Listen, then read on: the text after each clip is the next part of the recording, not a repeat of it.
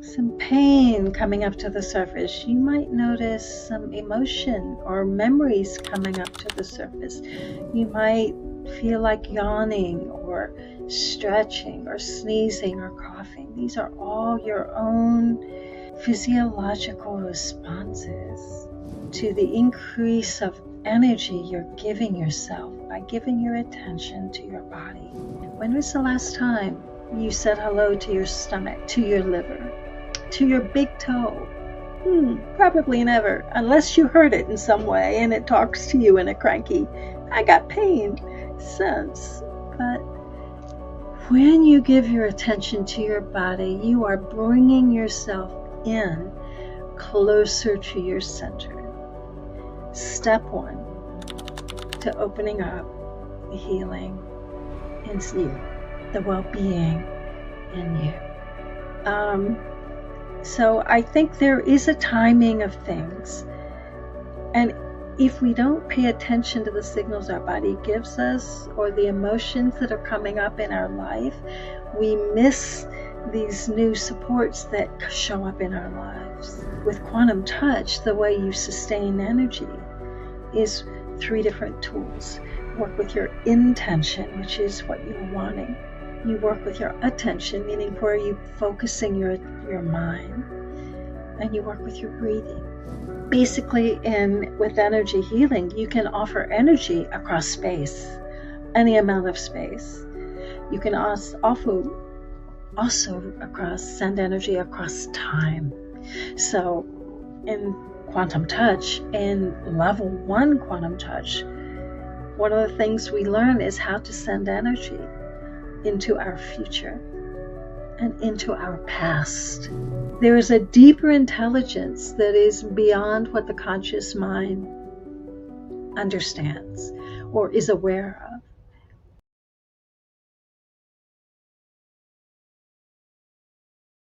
Hello, everyone. In today's episode, we have someone who has done a lot of work on the energy field aspects. And if you're someone who's been intrigued about what energy is, and if you're into the healing aspects, this episode will be the one that you need to watch. Today, we have Henry, who is joining us from Hawaii.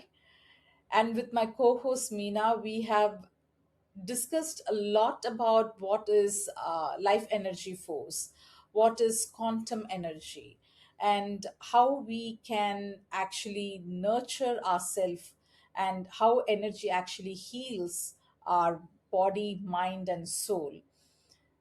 And this is going to be an interesting episode. As much as we have enjoyed discussing these aspects with our guest today, I believe this episode is going to be as interesting and as effective for you too as well.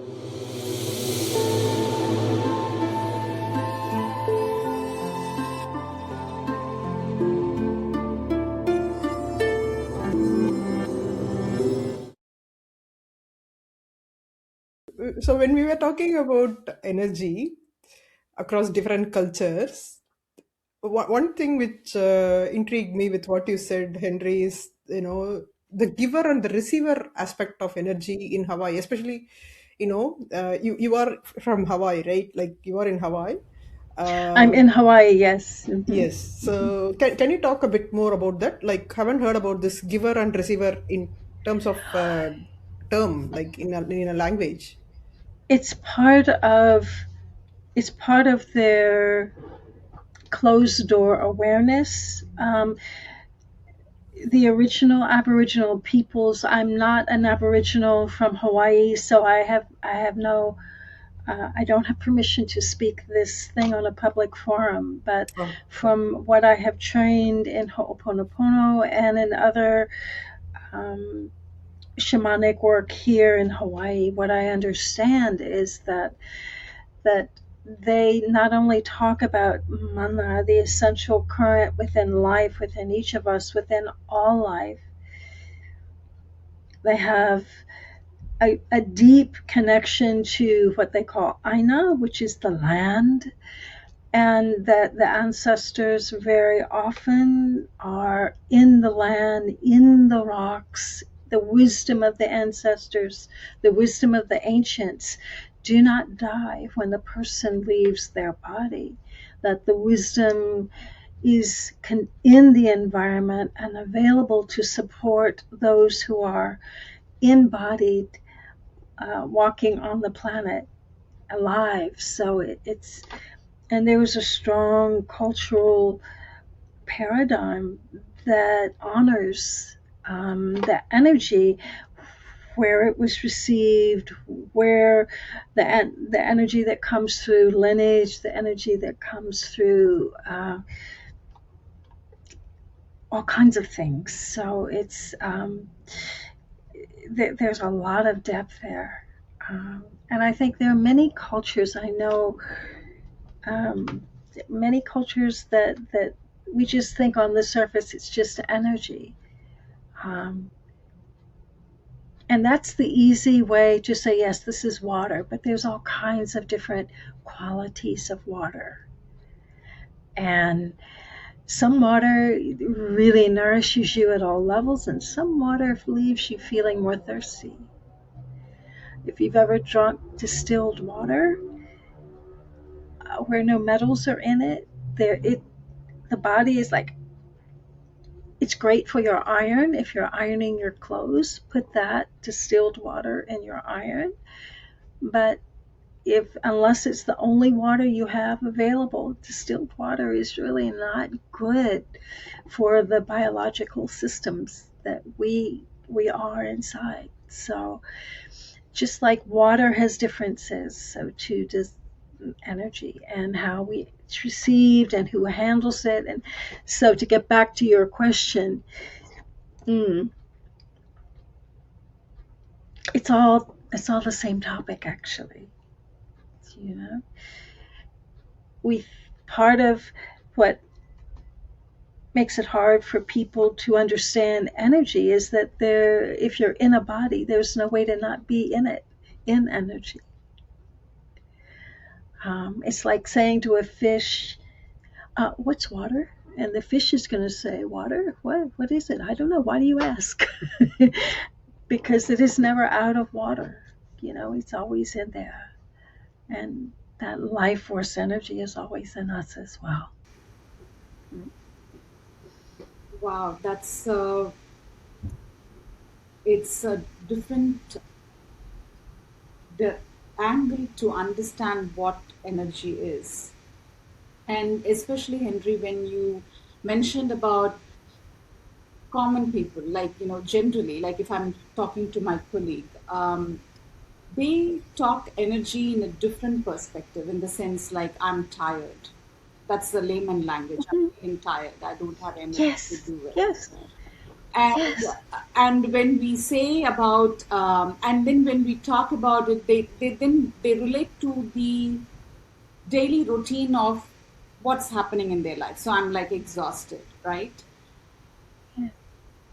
But in what you are explaining, my understanding, like, I don't know whether that's the right way to understand, but what I'm interpreting is, if that is the life force way we are born with, then what we are saying is because we haven't connected to our deeper self, is that's why we are saying, like, all the external things about, like, I'm exhausted, I'm tired, I'm brain fog. Could that be the reason? What you are talking about, this is the number one question. It is the best question because it's the connection to what is the walking talk life experience with your family, with your work, with finances, with your whatever goals you have or don't have, with your survival.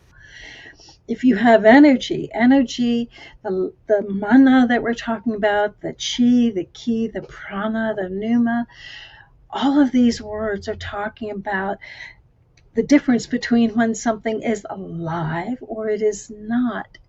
And we become born with an abundance of it.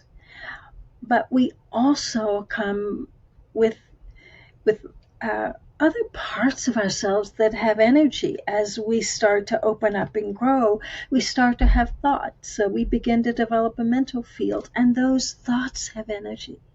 And we have reactions to experiences. Babies have immense reactions. They feel in their body.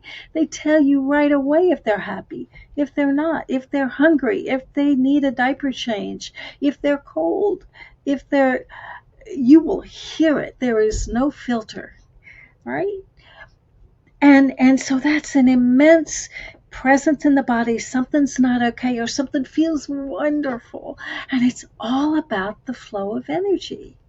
It really is. So the more we grow up from that baby into being able to articulate what we feel, and then recognize that some feelings feel good and some feelings maybe don't feel good, we start to develop, or we start to be trained to judge those feelings or have preferences about those feelings.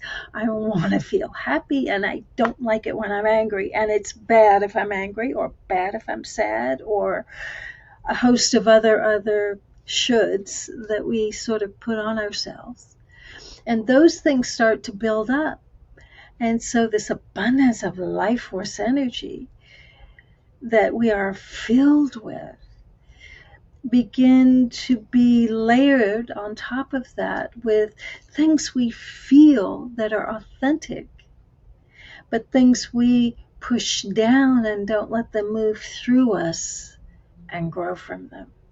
And so we start to smother little by little that innate abundance. And so it begins layer by layer, to the point where we get numb, or we get depressed, or we start closing ourselves down. And I've had enough, I'm done, or I'm just, we know these universal gestures wherever we're from. The sounds of them, the gestures we make, our voice, the tone of our voice.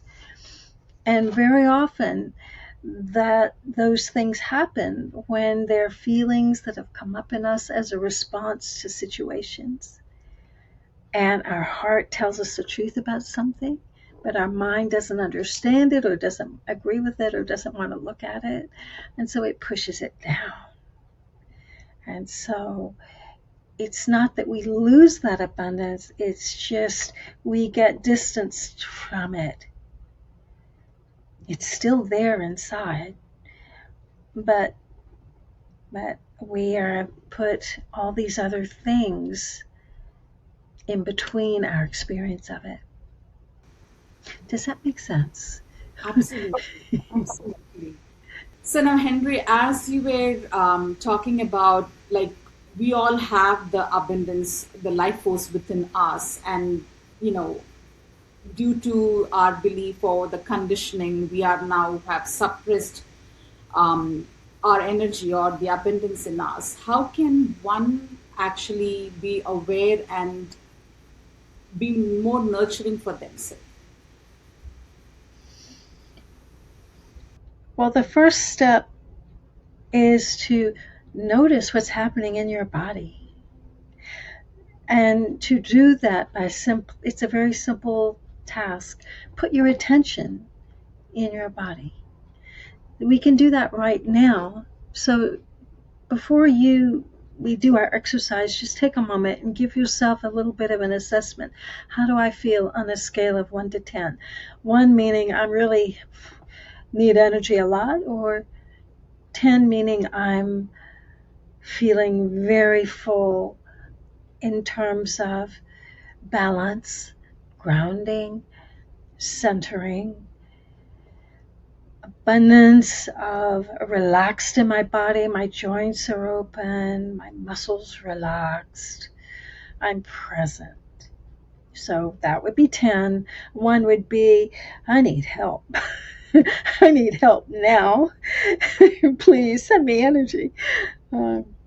So on that scale, where are you right now in the moment? Okay. And once you have a number, it's just, first thing, don't overthink it. Think of a number. 1 to 10. And it could be any of the decimals in between, doesn't matter. So now let's see what happens when we give ourselves the benefit of our attention, which has energy. What we are looking at, we are actually bringing that energy in as food. When we hear someone, we have a conversation, there's an energy exchange. So it is like we're digesting that. And then when we respond, we're offering that for them to digest, just like food. So when you give your attention to your own body in a very simple way, without saying, okay, show me what's wrong, without any judgment, just open. And put your hand on your physical heart. If you can find where it is in your chest, to the place where you can feel the literal movement of the heart pulsing.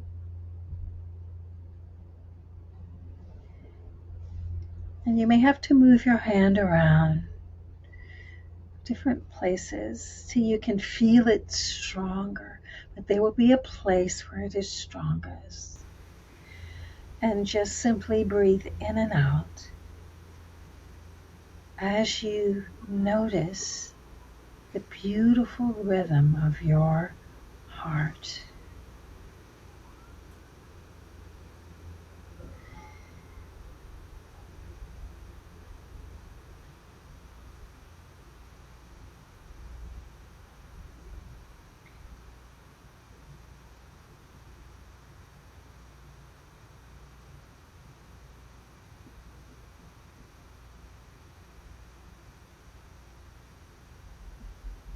You might notice some pain coming up to the surface. You might notice some emotion or memories coming up to the surface.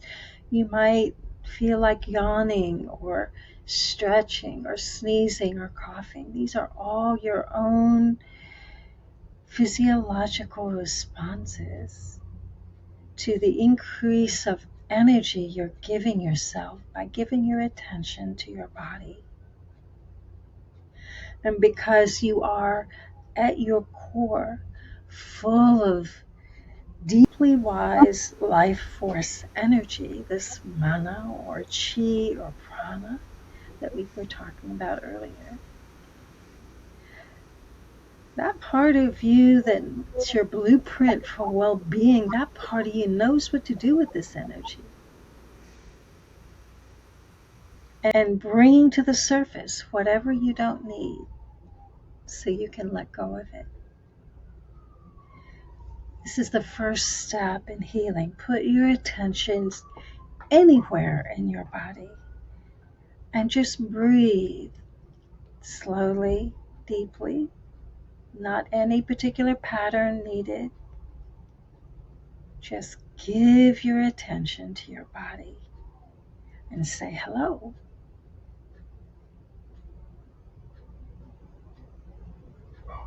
When was the last time you said hello to your stomach,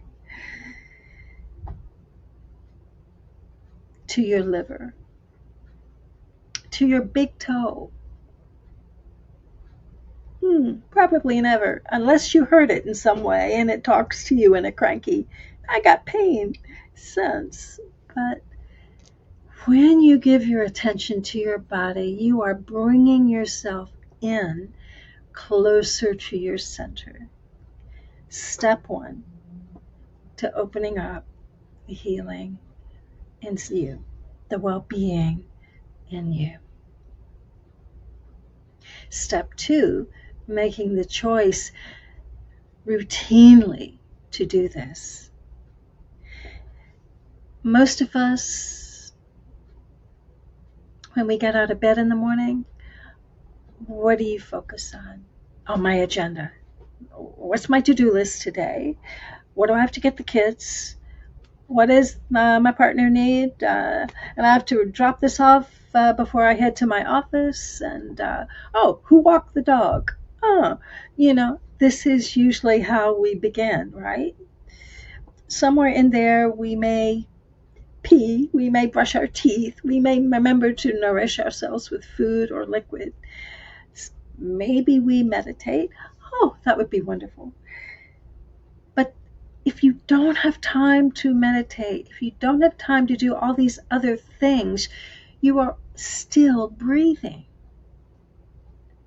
And every breath, like every 5 minutes or so, just take 3 or 5 breaths in and out, placing your attention in your whole body, and trying to experience it from inside, not thinking about what am I supposed to feel. Just feel the warmth of your hand on your chest.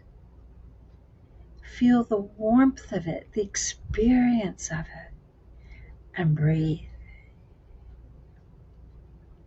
Sit in a chair. Feel your chair. Feel your butt supported by the chair. In your car, your hands on the steering wheel. Feel the texture of the steering wheel. So these are ways to bring yourself in simply. Beautiful. Amazing. I mean, adding attention to every single move in our life will enhance, or you're nurturing yourself, you're more connected to yourself. That's beautiful. That's beautiful. And now, what is that scale, 1 to 5? 1 to 10? Do you still feel the same, or is it different now? After you give yourself that respite, these are circuit breakers for stress. It cuts the overload.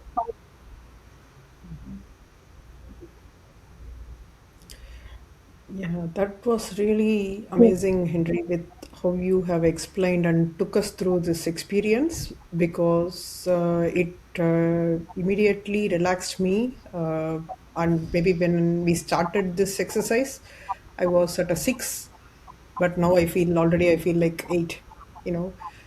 So, and just to have that body awareness because we don't feel connected to the body and how having that awareness shifts so much. That's amazing. So, yeah, I think that's where it leads into, um, because I know body awareness is one of the pillars of the quantum touch, having experienced and having learned that a bit, isn't it? That's definitely the pillar, one of the pillars of quantum touch.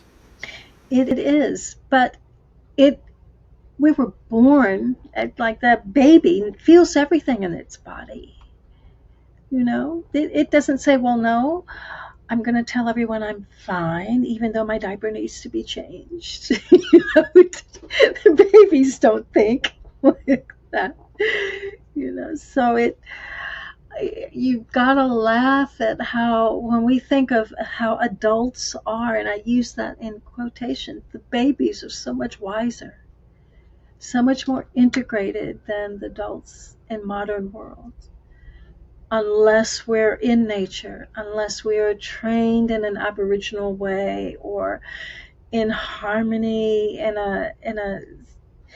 an honoring. Ayurveda does this so beautifully. I mean, this is. I'm talking to you guys. You can talk about this far more than I can because this is in both of you as well. It's just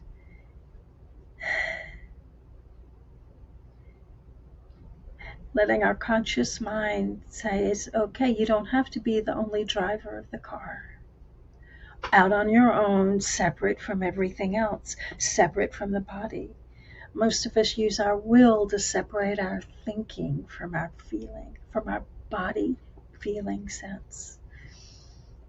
And that's a big gap.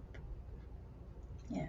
So now quantum touch is one of several energy healing techniques that can truly help you regain that connection. And I personally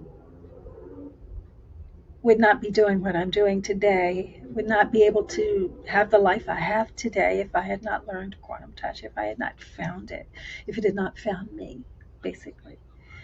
Um,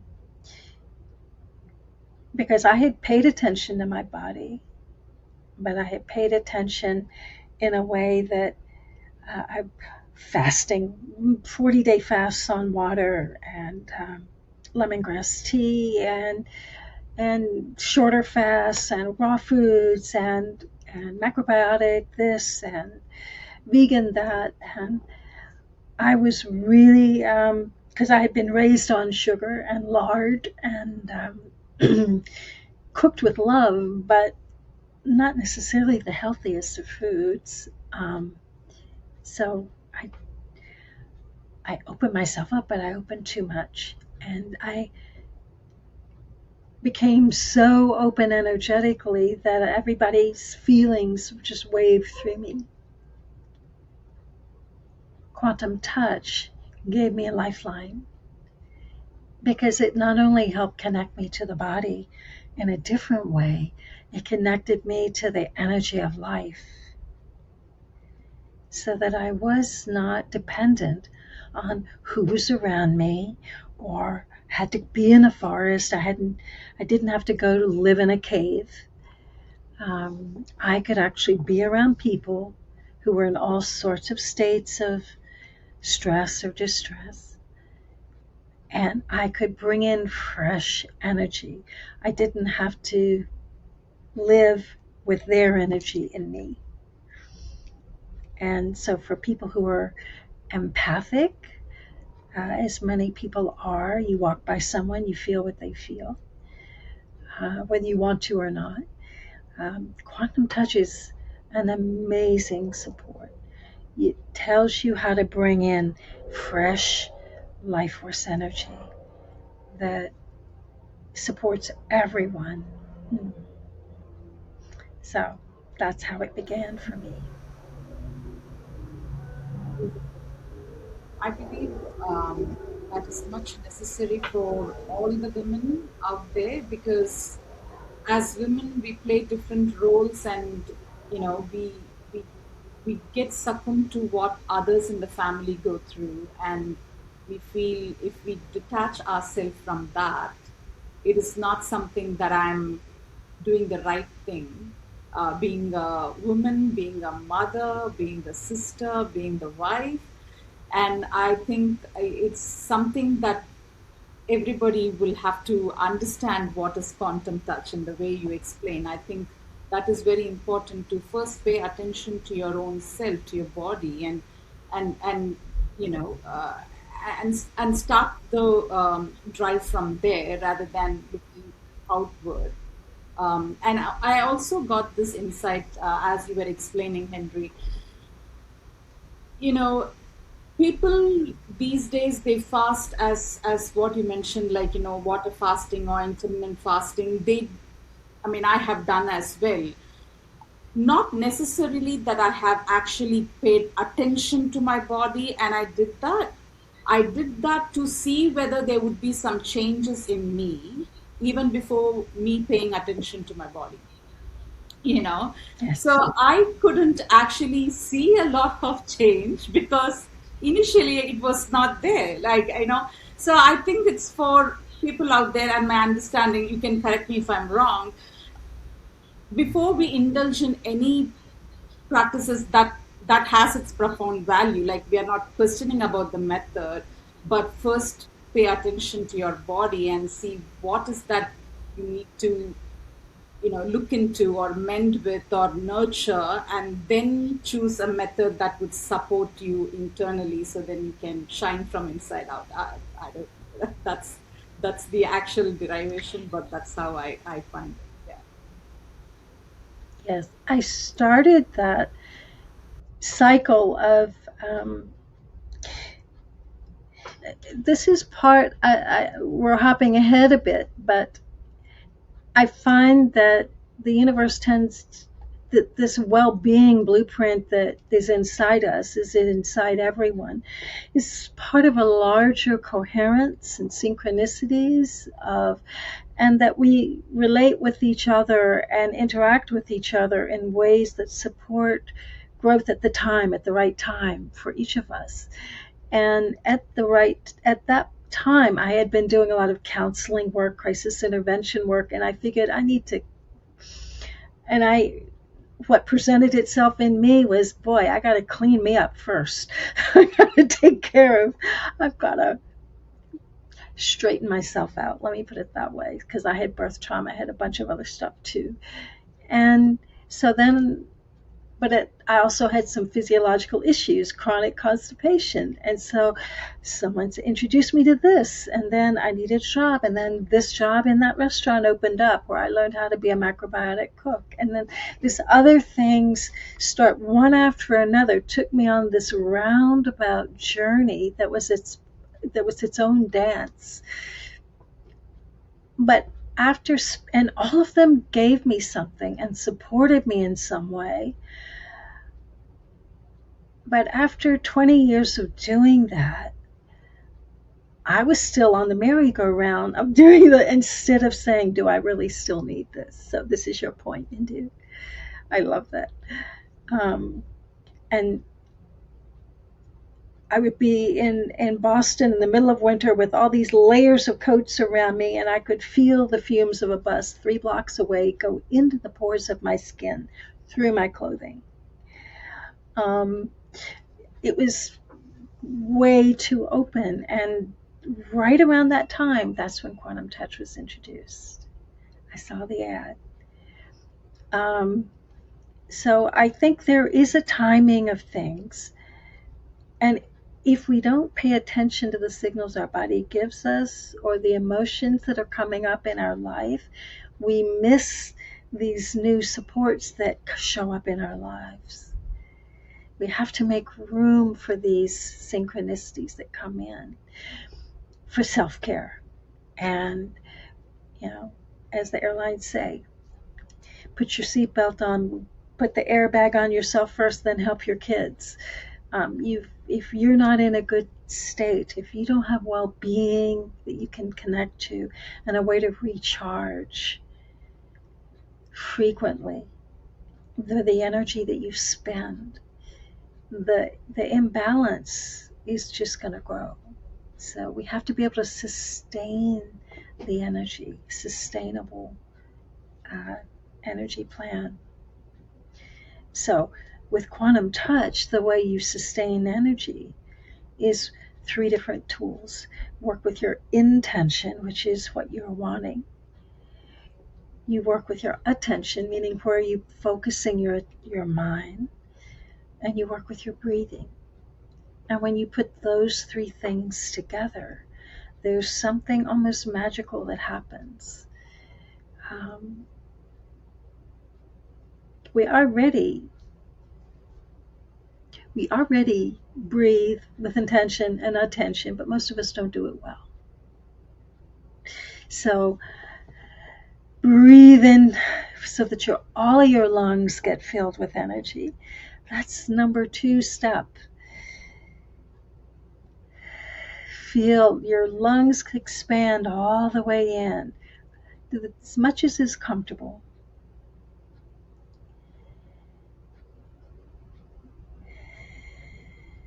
And then put your attention in your body as you do that, so that you notice how you're feeling. And if you've tensed this muscle unconsciously, relax that.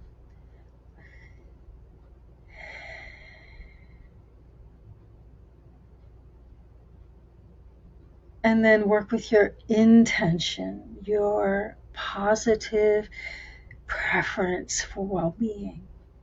So every breath I take, that I allow myself to fully inflate the lungs comfortably and feel that energy, that life force energy moving through me. This is helping me in ways I cannot even fathom.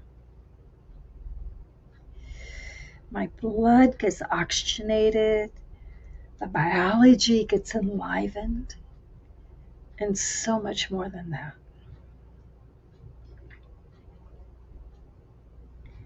Just see how that feels for you.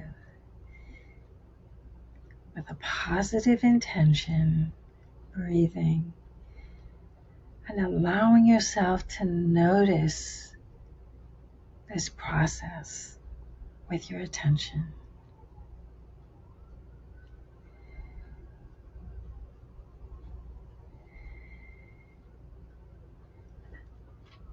There you go.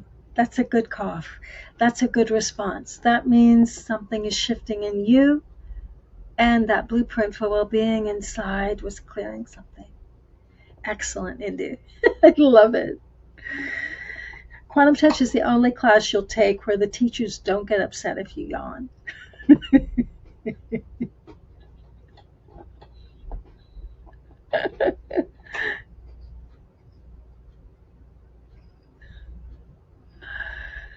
Yeah.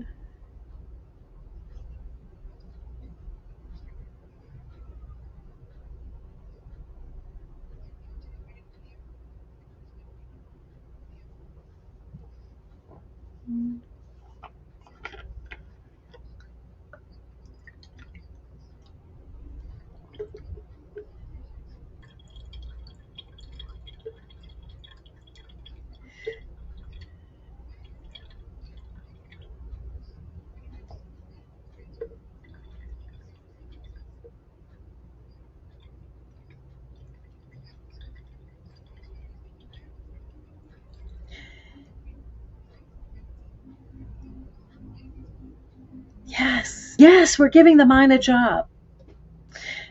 Because very often if we just say, okay, relax, breathe, your mind starts to go, oh, remember that. Oh, look over there. Oh, I have to do this. It starts disengaging from the active experience of breathing in. But if you put it together, you give it a job, say, this is your task. And we don't say, look, like cars have high beams, a fierce, strong headlight, and then they also have softer lights that you don't need always, the strong beams. So use your soft headlights in this.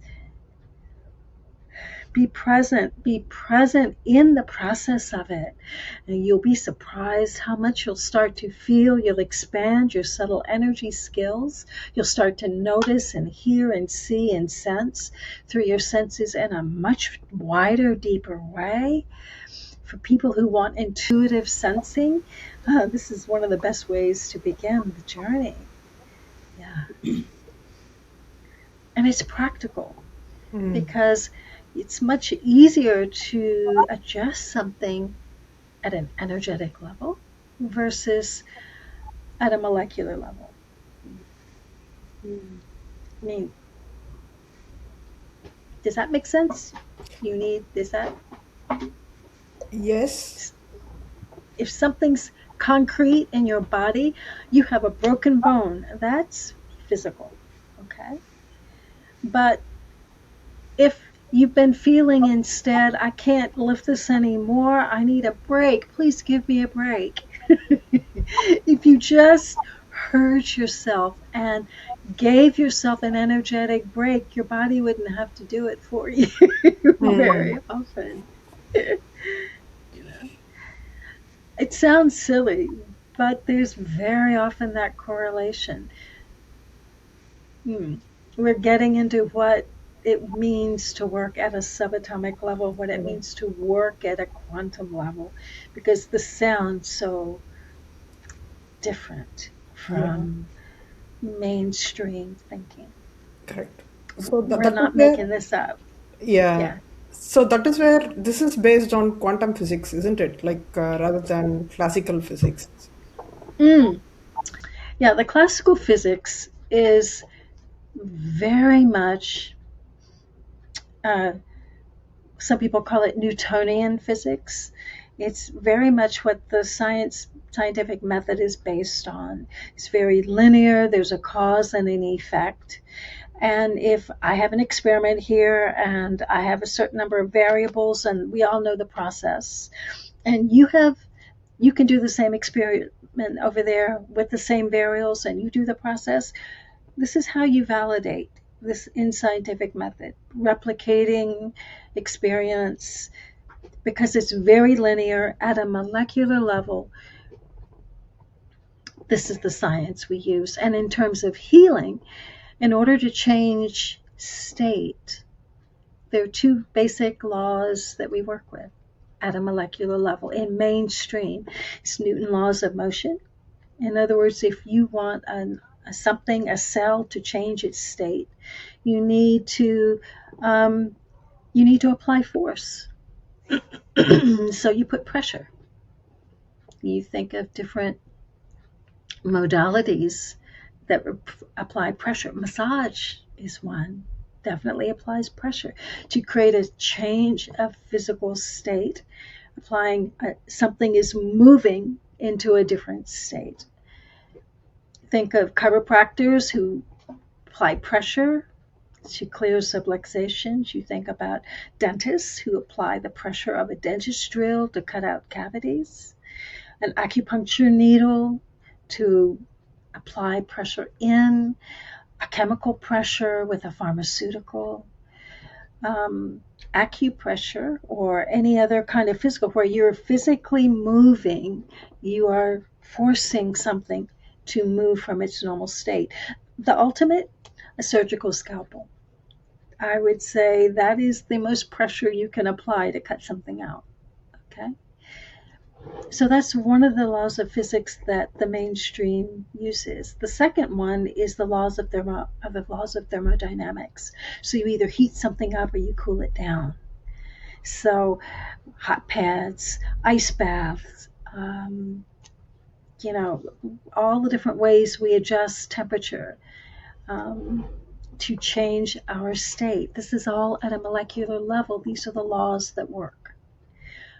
But when you're working subatomically, force and temperature are not catalysts for change. So they're irrelevant. This is why with energy healing, you don't apply pressure. In fact, when you apply pressure, you are limiting the effect. So at an energetic level, subatomic level, the catalyst for change is frequency, is vibration, vibrational frequency. And you also have other kinds of limitations at a molecular level that do not exist in quantum mechanics. There is no cause and effect linear paradigm. There is no time and space paradigm that is fixed. So there is quantum superposition. I don't want to get too much into the science of it because that's a different podcast. But basically, with energy healing, you can offer energy across space, any amount of space. You can also send energy across time. So in quantum touch, in level 1 quantum touch, one of the things we learn is how to send energy into our future and into our past. Because at a subatomic level, it's all present. There is no differentiation. So this really expands the paradigm. It gives us freedom. We can learn to work with these foundation principles of how energy moves at subatomic level. It doesn't take a lot of training, and we're not applying force, so we're not making the inner intelligence inside changes itself. So, okay. Too much talking. You want some more practice.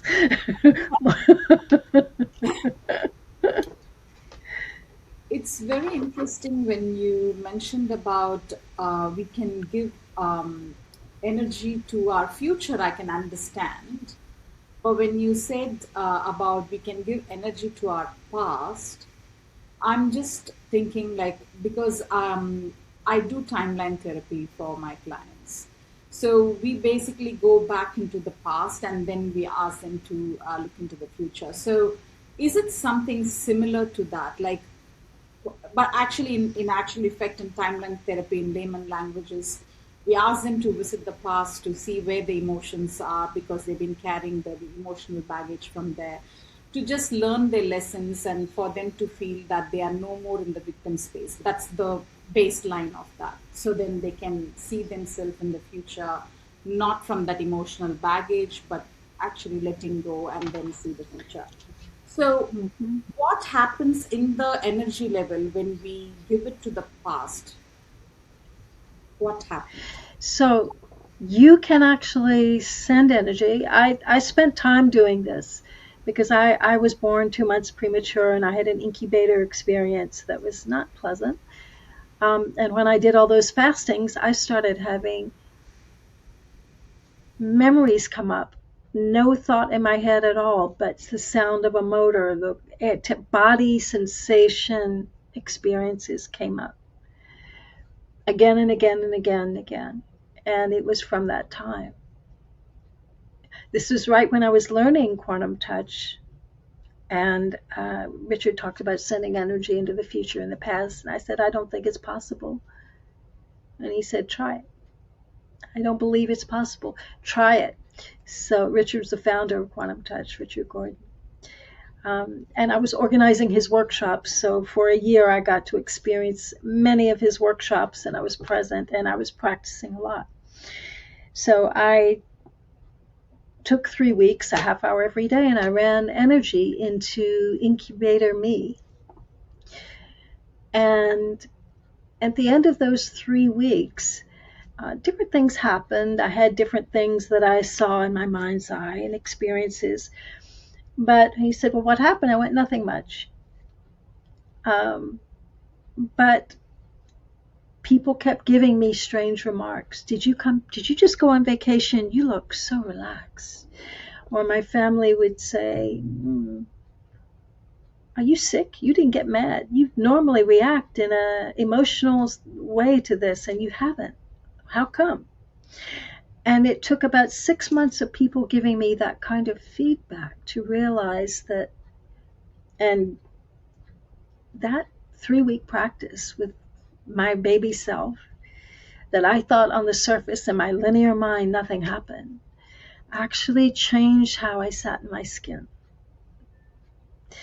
how I felt. I had no words for it. I didn't even know it, but my reality kept giving me feedback until one day in meditation I got the download that all these things is from that practice that you thought nothing happened in. So there is a deeper intelligence that is beyond what the conscious mind understands or is aware of.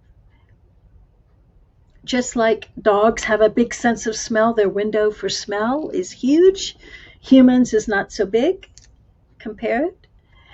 So there's this big window inside us that we very much have this much awareness of who and how we are, and our beingness, our intention of beingness, our preferences and our beingness. These things are all there inside us.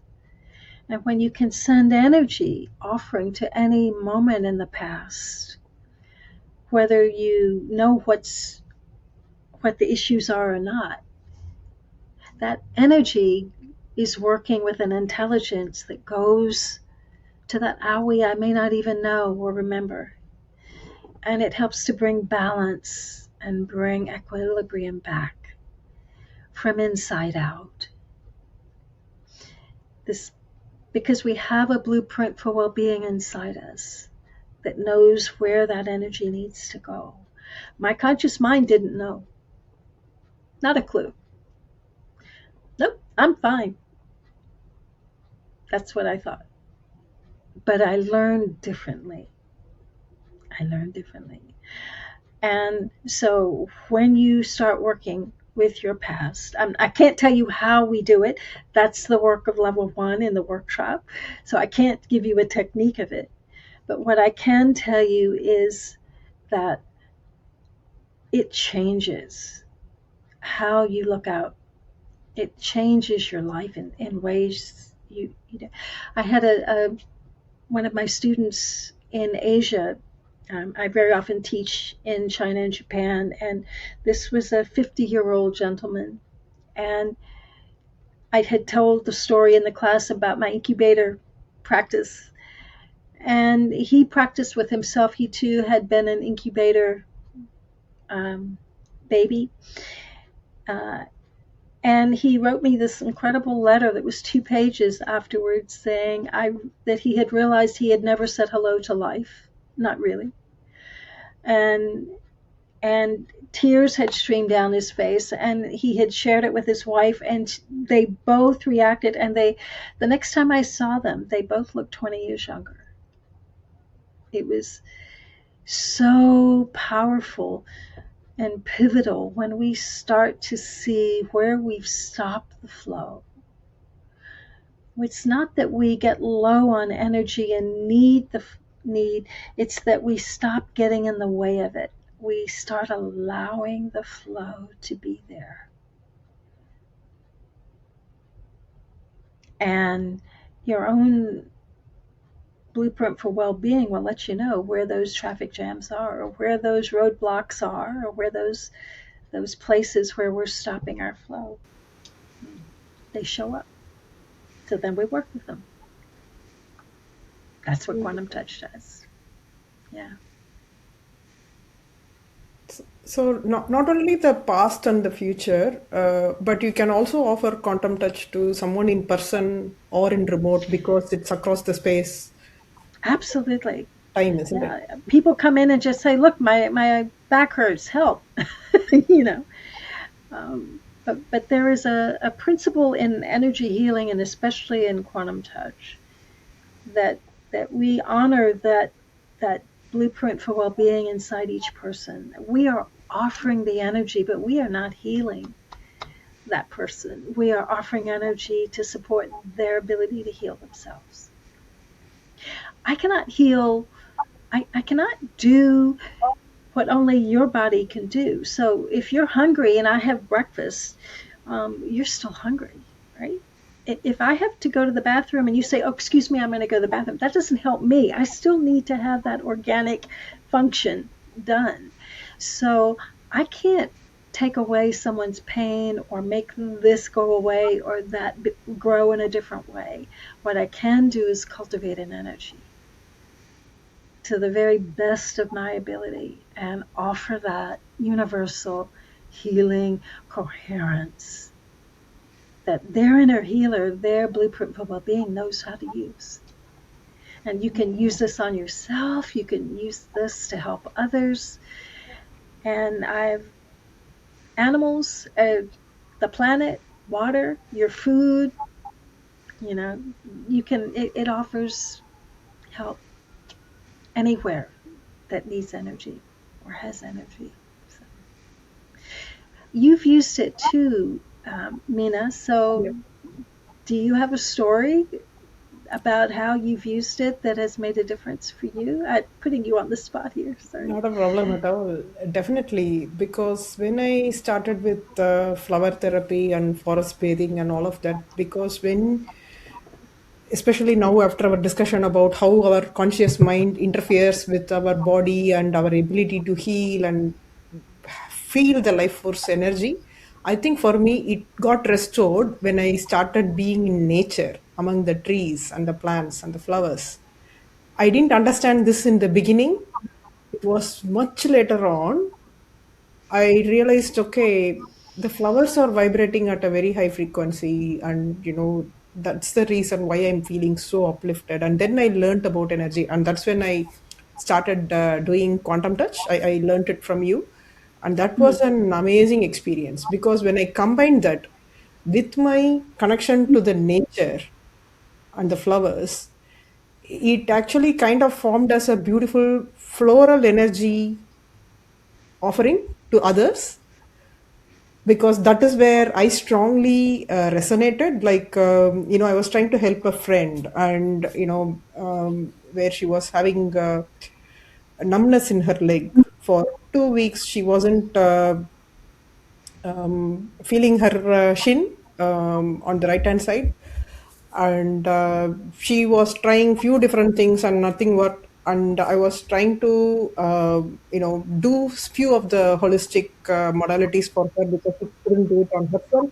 So I was trying to help. I did all of that by the instruction she gave me, because she's a holistic practitioner herself. But then what I finally did was offer floral energy. I strongly connected with a butterfly bush at that time. Like, at different parts of my life, I have a strong connection to certain flowers. Like, Mm-hmm. for example, the carnations now are high in my consciousness. So that is how, when I connected to this blue butterfly bush, which has got flowers like a blue butterfly, and when that energy was passed on to her, she jumped out after 5 minutes of that, walking and so much joyful, saying, her numbness was totally gone. Yes. So yeah, that was like a miracle. Like, that was my one of my experiences. Other than me, I personally felt it as well. But then only when you do it for someone else, then you build that belief more in yourself. That is what happened to me, Mm-hmm. and that's when now it is now, I'm building more on it. And it's been an amazing journey. Yeah, so that's just one example. I love But that. yeah, yeah. My first experience in a workshop as a student, the very first one, and I had lots of doubts and I had no confidence of anything. One of my practice partners was an RN who had, and we were working, and she had a particular something that was growing in a part of her body. Women don't want things to grow, especially. And she said, "Could you send some energy there?" And my conscious mind thought was, "Are you kidding? What the heck is this going to do?" That was so full of acceptance and allowing. Absolutely not. I was like, "Oh no, performance anxiety, no." And, but I just stayed with what they said to do and the best I could do it. And and then after 15 minutes, which was when we switched roles and she worked with me, and at the end of her session, she went, "Where'd it go?" And she had used the energy, her own well-being blueprint had used the energy to dissolve whatever that had been. She knew what it was. She'd had a diagnosis. I can't say it online, but she had had a diagnosis.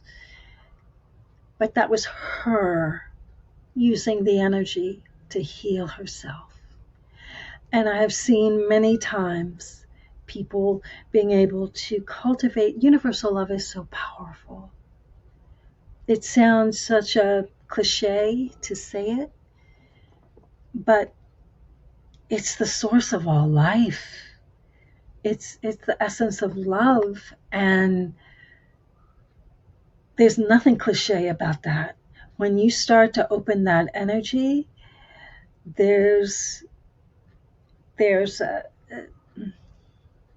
there are no words really. It so if you want to open up more of who you are, if you want to open up, or even I'd like to know what energy is and feel it more, quantum touch is a wonderful way to begin that journey, because it not only opens you up, even if you don't want to do energy healing, but it will connect you to you more deeply. And I know that's what happened to me as well. And I see it again and again in the thousands of people that I've worked with. Literally, it helps them. If you use intention, attention, and breathing and help yourself, you begin to open what is innately right for you. And to me, this is a priceless part of the journey. It's not about, oh, I want to offer this for everyone necessarily. It's like, just if each of us knew innately what we were here about, and we're comfortable in that, what a different world we'd be in. Yeah. So to me, that's the best testimonial I have for quantum touch. There are lots of particular examples of this went away and that went away and this came in, but it, it's much more than those short-term outcomes. Yeah. It opens Yeah. you to you. 100%. So I know there is another stream in quantum touch for called self-created health. I think there is a new name for it, becoming whole. Mm-hmm. Yeah. Mm-hmm. So how does that play a part? Well, I think we talked a little bit earlier too. This is again, we have, first of all, we have 7 different workshops for quantum touch, and the level 1 workshop is where you learn foundation work, all the techniques for cultivating this experience of life force energy and being able to offer it to yourself or others. Um, and the level 2 is to increase with more fun ways to work with specific kinds of colors. That's the supercharging. And level 3 is what you're talking about, becoming whole. And that's different from all the other quantum touch classes. We're not sitting there and doing a hands-on or sending energy across space. This is a self-help process, essentially.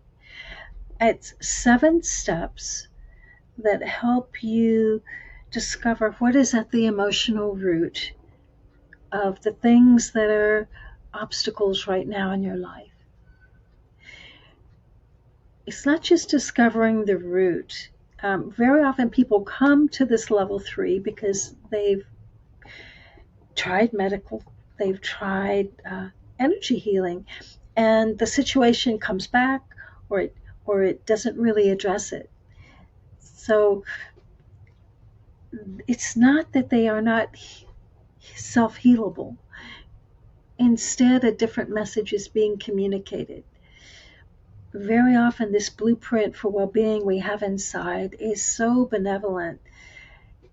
It wants us to be joyful. It wants us to be free and live the well-being.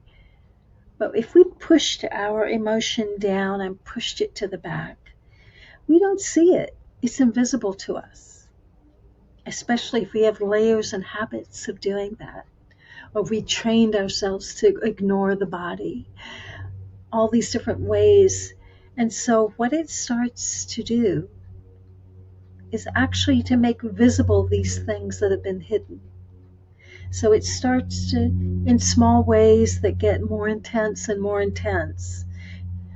Our own blueprint for well-being starts showing us distress active in our life. It could be in our finances, or this pain, or this arm that didn't move so much and now I can't move it, or now it really has an issue.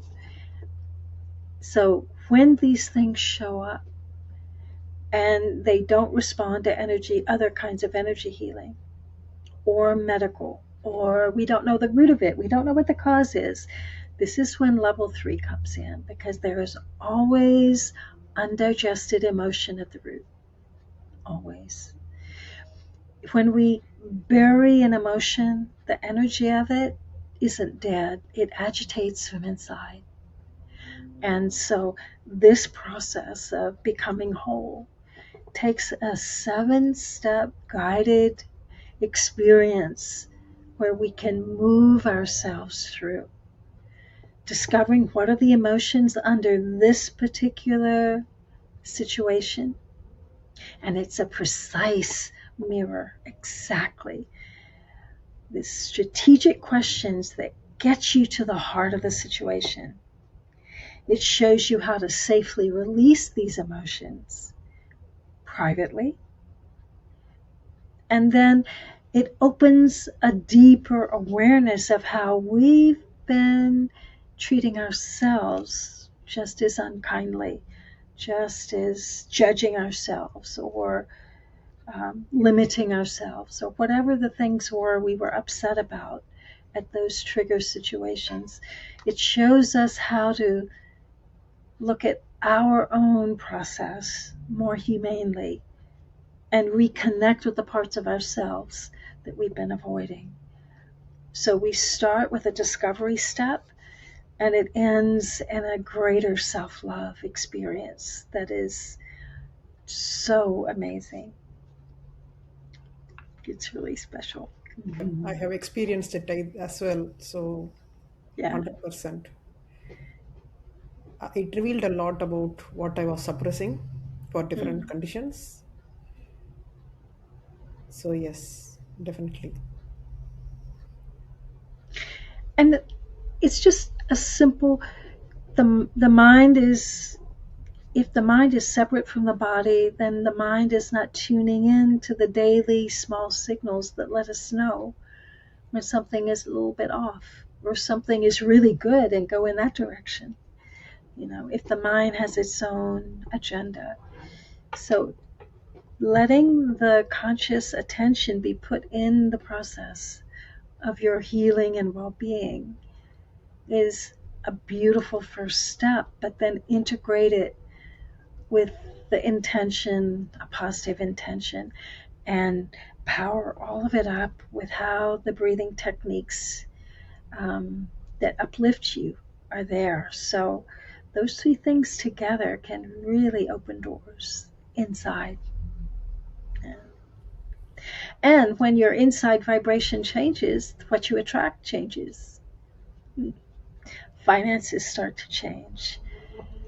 I got invited to teach quantum touch in Japan, to introduce quantum touch in Japan. I didn't seek it out. Somebody approached me to do that. And I was just doing a healing session in Hawaii.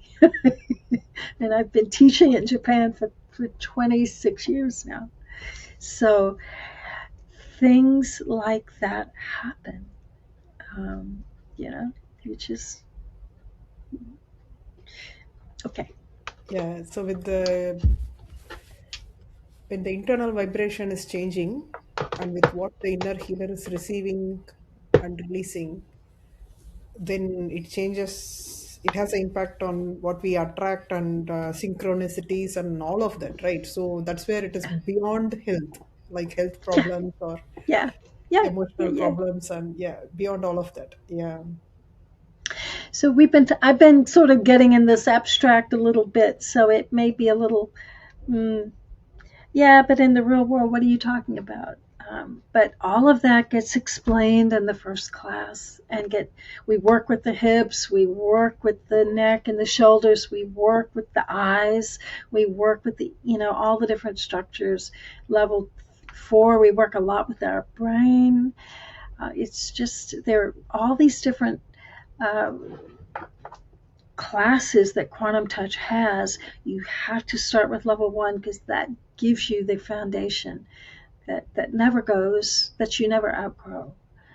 But everything else gives you another angle, another approach, building on that foundation, so that if you like to manifest miracles, and if that is something that really excites you, that's level 5.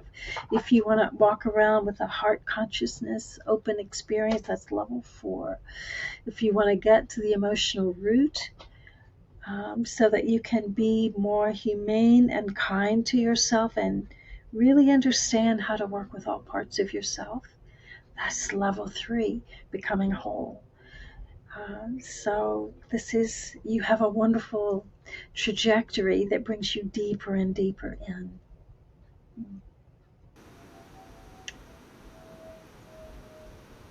That's awesome. Thank you, Henry. I think we have to do a part two of this podcast Sorry. because this has been so deep, and even for me who has done a couple of levels, it has given me a whole new different understanding.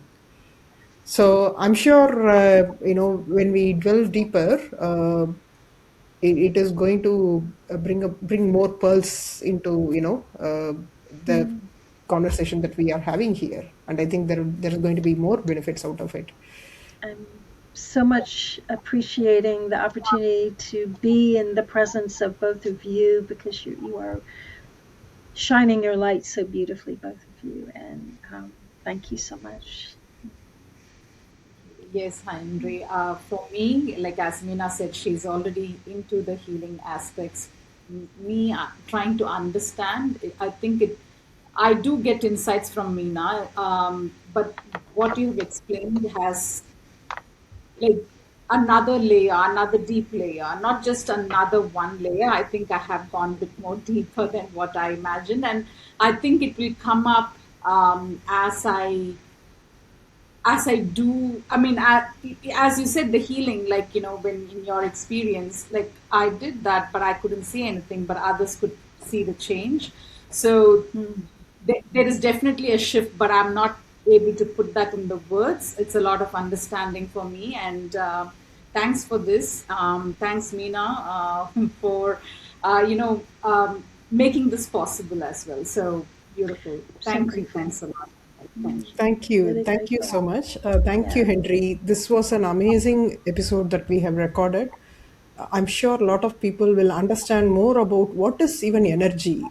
What does life force mean? How can it help someone? How can their inner healer help them? These are basic tools that everyone should have. It's not like whether they want to be a healer or not. That doesn't matter. Yeah. Right. Exactly. Yes. So this Yeah. will be, eye-opening for a lot of people who are going to listen to this episode, and I'm sure people are going to appreciate quantum touch and all the miracles. Like I think even going through the course, just level one, you already feel miraculous. Like you feel like I like you said, it's hard to put it into words, but it's a feeling, and only when someone experiences it, they can feel that. Yeah. So thank you so much for sharing your light with us. And Well, thank you. And yeah, we also have to give thanks to Richard Gordon, who is the founder of Quantum Touch. We didn't get into the history of it, of the technique, but he has been doing amazing work in the past, and he's retiring now, sort of on his own. But we have so much to be grateful for him. And through this offering of Quantum Touch, we have instructors and practitioners all over the world, classes being held in person, and virtually over internet. And so uh, www.quantumtouch.com, go online and see if there's a class near you in your neighborhood or online. So it doesn't matter. Take a chance. Take a chance. thank you, Henry. Thank Thank you. Thank you. you so much.